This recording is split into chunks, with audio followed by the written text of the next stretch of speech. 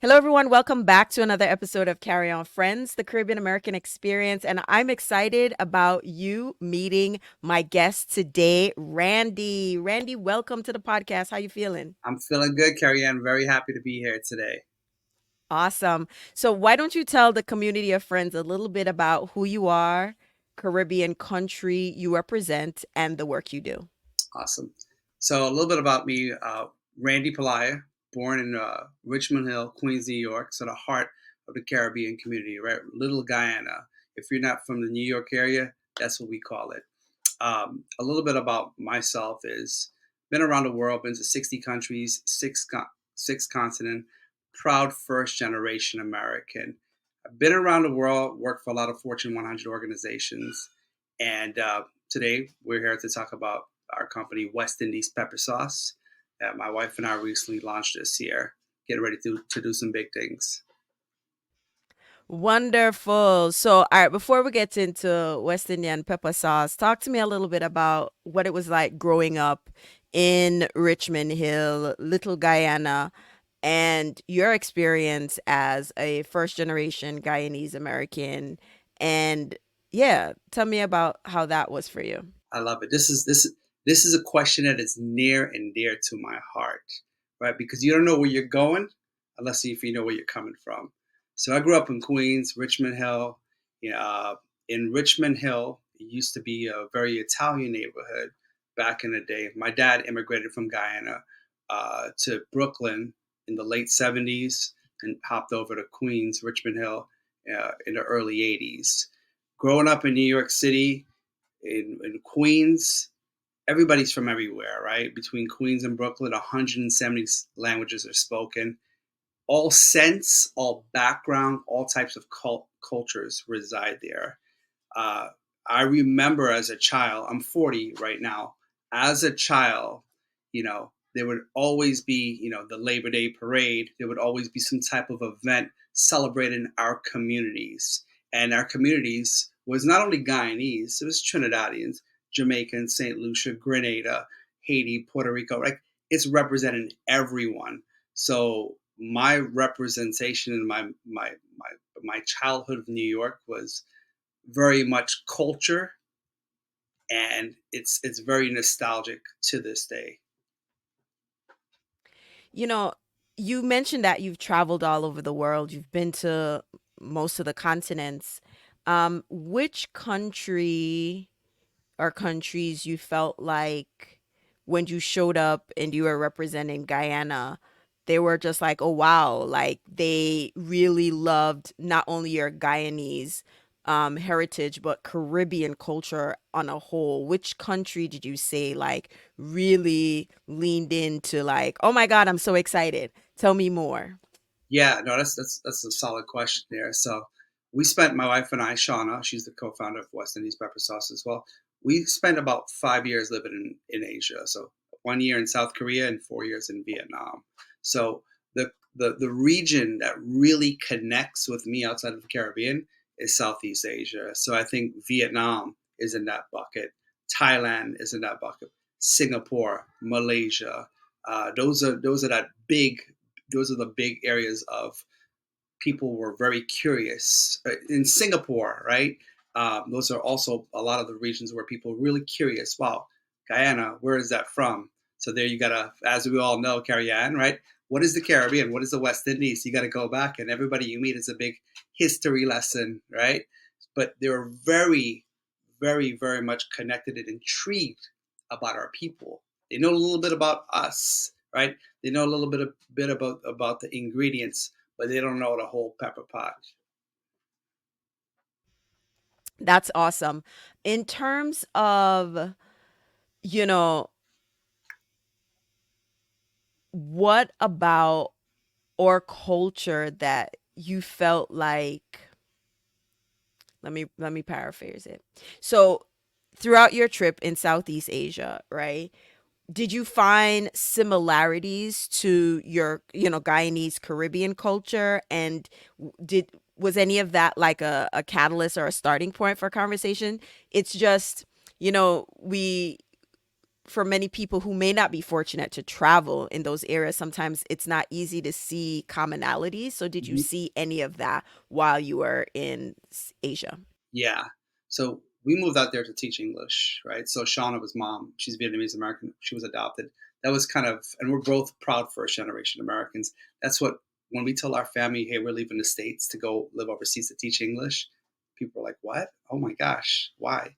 And then as we jumped into it, to answer your question, was on the weekends we would go to the markets, right? Jump on our motorbikes, go to the market, and we went over to Vietnam because to learn about the culture. My wife's mother was adopted as a refugee, so I told her like we it's important for us to learn about the culture and learn about the language. So we started speaking Vietnamese. So we're basic conversational Vietnamese as we would go down the market, carry on, and I would go and get my spinach, right? Or I get my potatoes, or I get my fish, right? Or get my or chicken, and get all of the herbs and coconut and all that. So I started to realize all of the ingredients that they have out there is what we have in the Caribbean and the West Indies, right? Everything from soursop, mango, guinea, I mean, a star fruit, guava. It's just down to the bones or so. But one of the things that really just set me off was, we use a lot of coconut, right, in our curries and a part of our cultures across the region.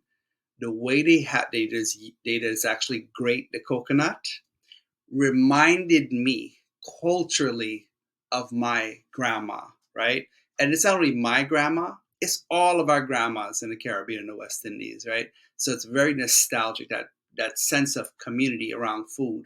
And as you go to different regions in Thailand, in Singapore, Malaysia, reggae's big, right? People know reggae, they know dancehall.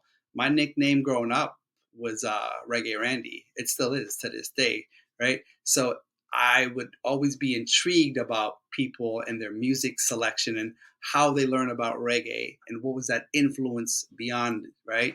So hopefully that answers that question. I'm happy to dive in deeper. Yes, it answered my question, and I want to know Reggae Randy need to pull a tune right now. What's the tune Reggae Randy going pull? Now you're putting me on the spot. So listen, I love Chronics. I love Beres. I love dancehall. I love coffee from the West Indies. So I'm not a singer and all that. So, but I could definitely do the vibe and all that. So Yeah, man, I could run with any one of those. So yes, yes, sounds great.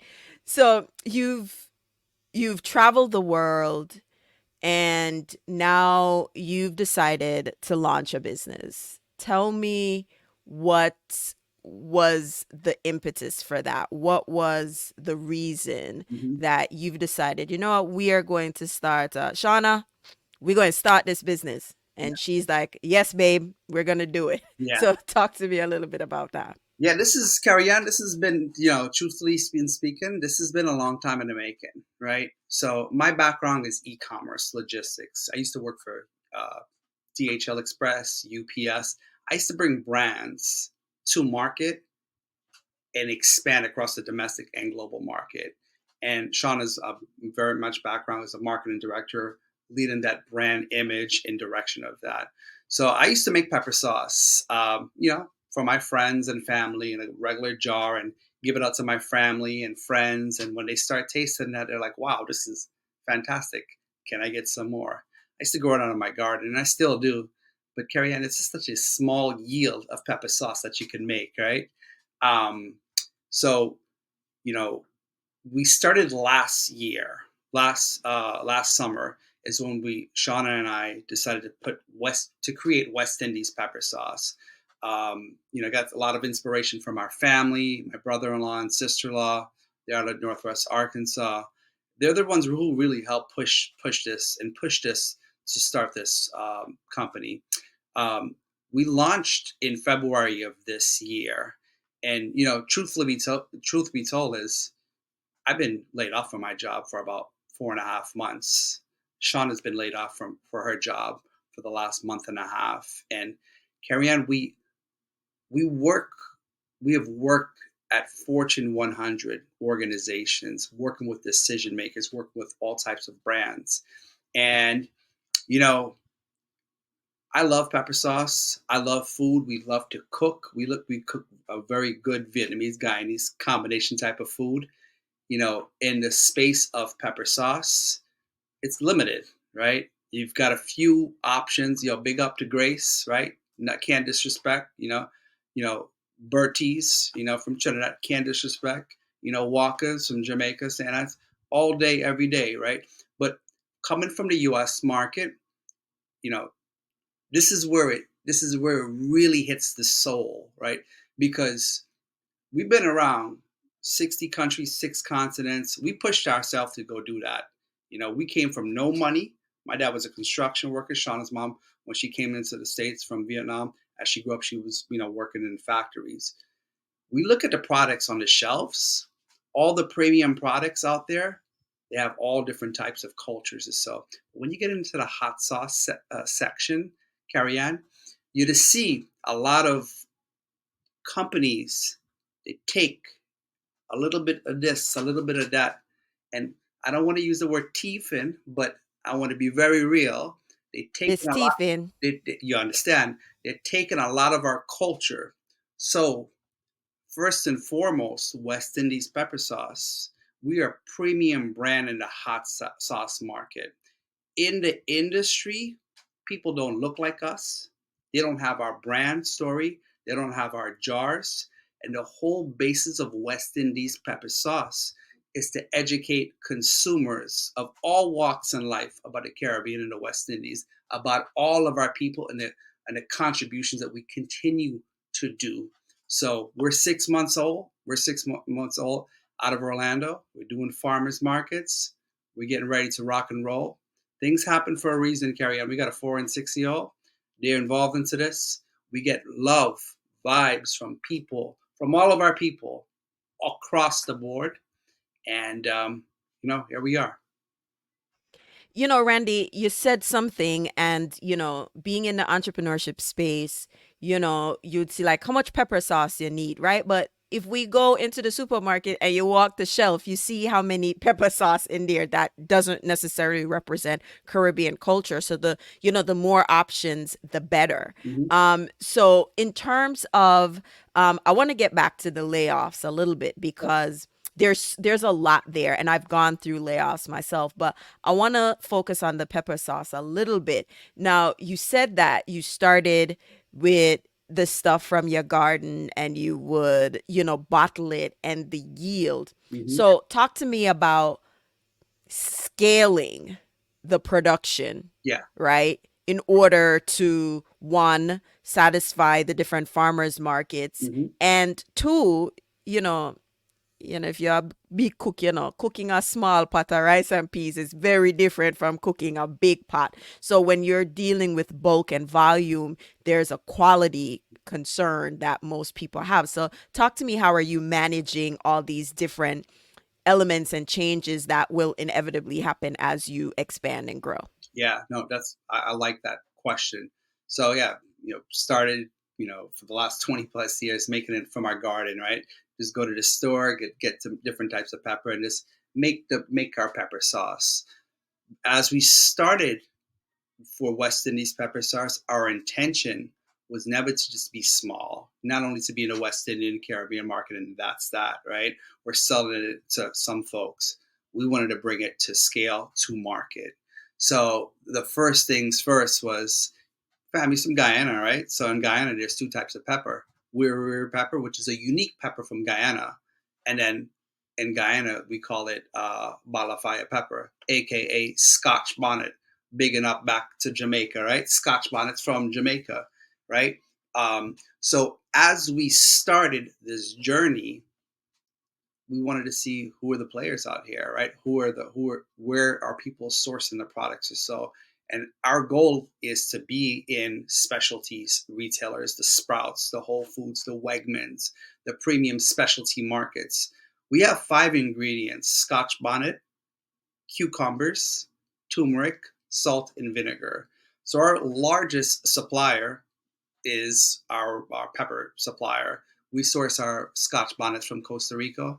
They're non-GMO, and then we source our cucumbers locally. So that's not going to be a challenge, right? The biggest challenge is getting those Scotch bonnet peppers, right, and having that brand consistency, whether it's jar number, because we have it in a jar, right? Whether it's jar number 1 to jar number 10,000, it all looks the same. We're vegan, non-GMO, and gluten free. And what a lot of people tend to say is when they taste it, they say, you know what? I haven't had pepper sauce like that in a long time. It reminds me back to my childhood. Or it reminds me back from when my granny used to make that or so. Now, when we think of local, are you shipping? Like, what does shelf life look like? Because again, I know you've done logistics, but like when it comes to food, the logistics thing set up very differently. Mhm. So how are you managing, like, maintaining the shelf life when you have to ship it and all of these things? Talk to me a little bit about that and maybe some of the challenges, unforeseen challenges that you've run into so far. Yeah. So the shelf life is 1 year, right?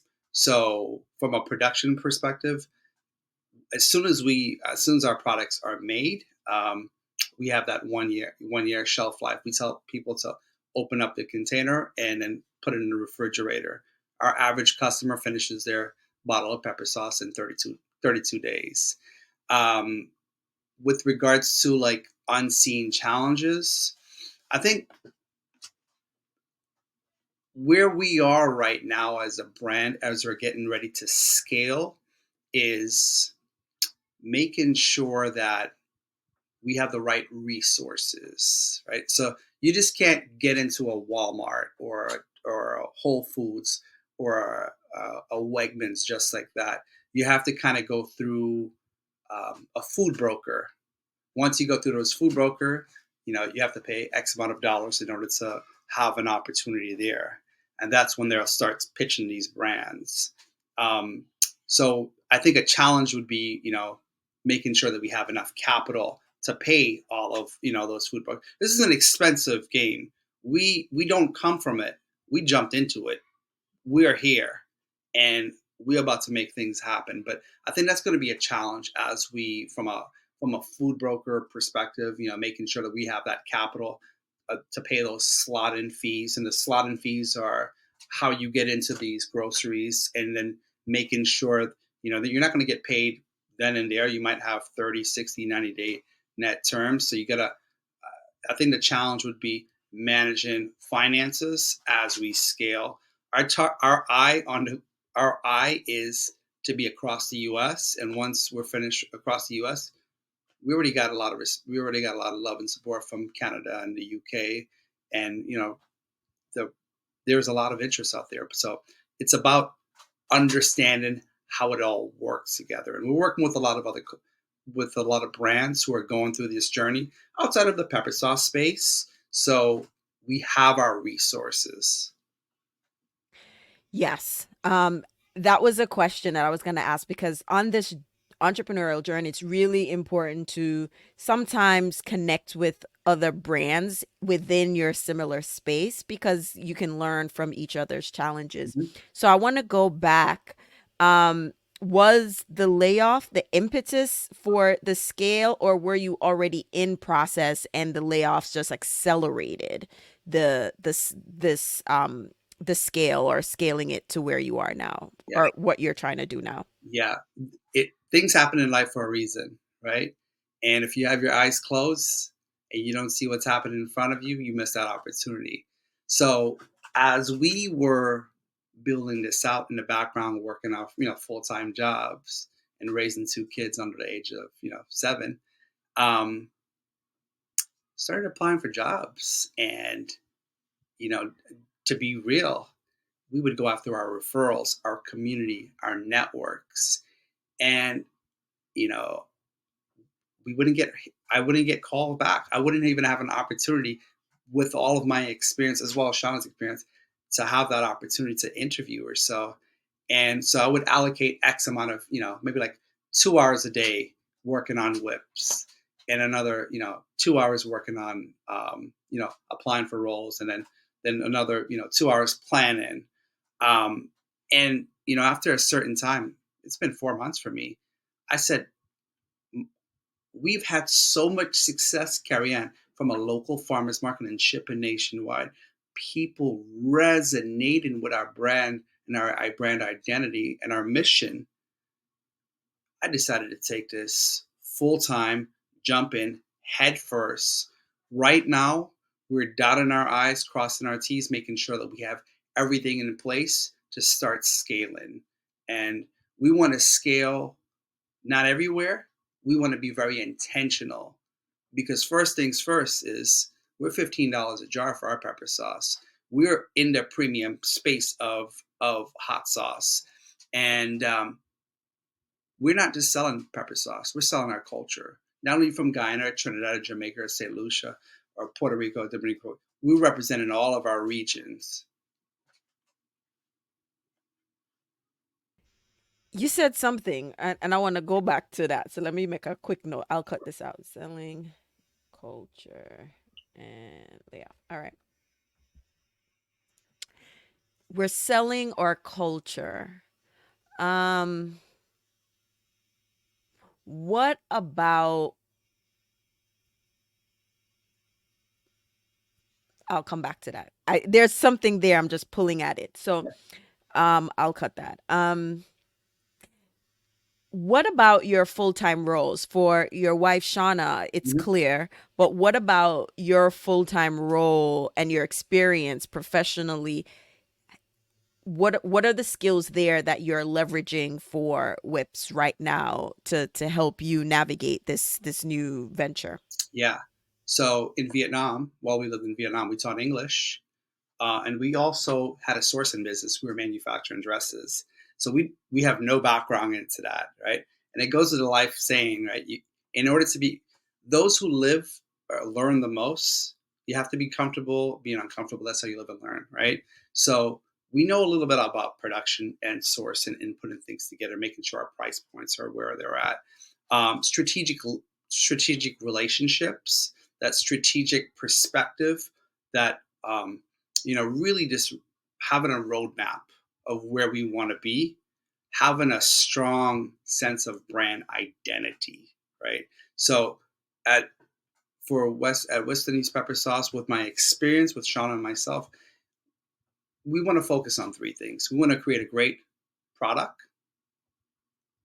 We want to have a great user experience, and then we also want to have a message that is compelling. So with my experience working with top brands, working with decision makers, working with some of the household brands that we all use day in day out, I understand some of their challenges. Right? We understand, what are their challenges, and those are things that we're also just utilizing to our advantage as we grow as we grow West Indies pepper sauce.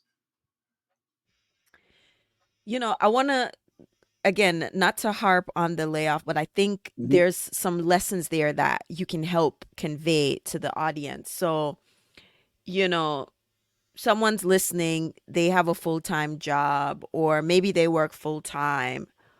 What is one or two lessons that you've learned from this transition of looking for a job, being laid off, and you're like, you need to make a decision? What's a lesson or two that you feel like you can share with the audience about navigating the space or preparing, because you never know. Any one of we might be in this position at any time. So, any lessons that you've learned that you want to share?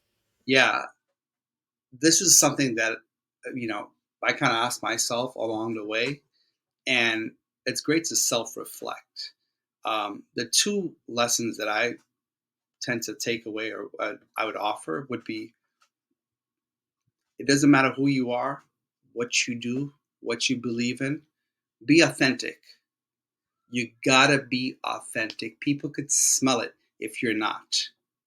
So we're doing this as our authentic selves, and The second thing would be celebrate the small wins day in and day out, right?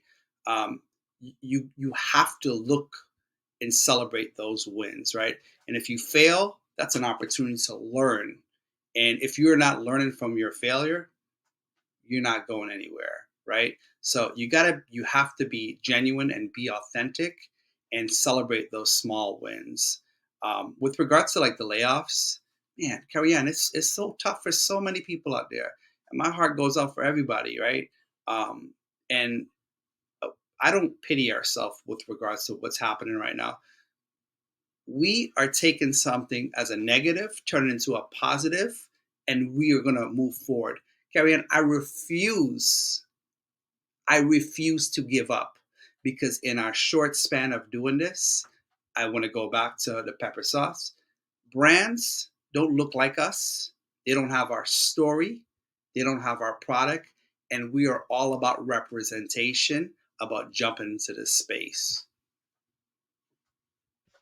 Yeah, I mean, I really appreciate you coming and talking about the layoffs because again, you know, entrepreneurship is a viable option, but we also have to make sure we're messaging it that it's the reality of that option. It's not easy, right? It requires, a lot of things. You have a spouse that who you're working together, you can support each other. That looks very different for other people. Mhm. So I really appreciate that you are sharing and you're vulnerable about that and your experience. So, um, when it comes to the pepper sauce, what's the scale? Mega asked the very important question that Caribbean people want to Sure. know. What's the scale of pepper? Like, is it or hi, it hot? Like, do you have different jars that cover different levels of heat, or is it like one spice for everybody? Yeah, I could if it's okay, I could just get I have two jars on the cabinet here. I can just bring it over here and I'll show it to you. 1 second. Yep.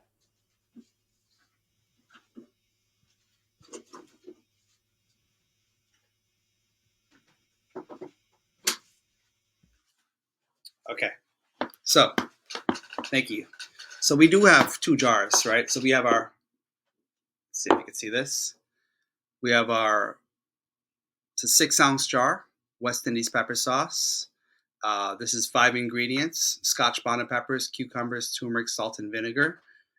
We're 6 ounce. So the the red pepper sauce, which we're going to be giving it a name shortly, um, it has a citrus undertone. So on a scale from 0 to 10, when we use a little spoon to give out samples, I'd say it's about a 6 out of 10 based on a little drop. Our serving size is a teaspoon. So for me, I like a lot of pepper sauce, right? Our pepper sauce is not going to burn. It's not going to burn your butt. That's not what we're going after. So it's flavorful. It's flavorful. It it is going to help enhance your food, but there's a lot of culture in here, right? Not only Guyana culture, but from the whole West Indies and the Caribbean, right? So the red has a bit of a citrus undertone. The yellow, same ingredients. It has a bit of a tangy undertone.